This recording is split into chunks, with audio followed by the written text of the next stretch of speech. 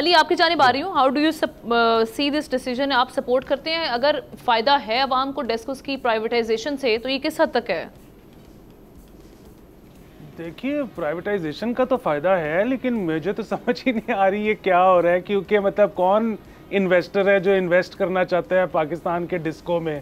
मैं तो किसी को नहीं जानता मतलब। और ये जो के इलेक्ट्रिक वाला तो जो तजुर्बा हुआ है, उसके बाद आपके ख्याल में इंटरनेशनल इन्वेस्टर नहीं देख रहे कि क्या हो रहा है?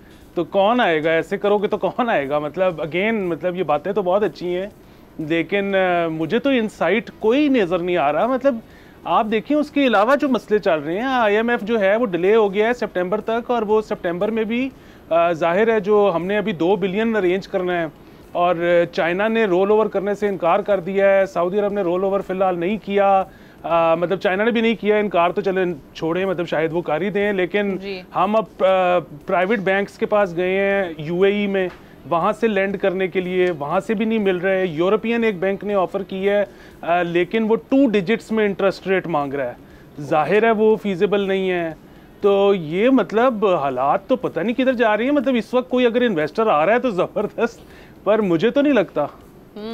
यानी आपको लग रहा है कि ये इम्प्लीमेंटेबल या डूएबल लग ही नहीं रहा ये मामला। चलें, आपकी जानिब मतलब ये पाकिस्तान में रेटिज्म इतना किस तरह होगा? सब्सक्राइब करें और बेल दबाएं ताकि कोई खबर रह न जाए।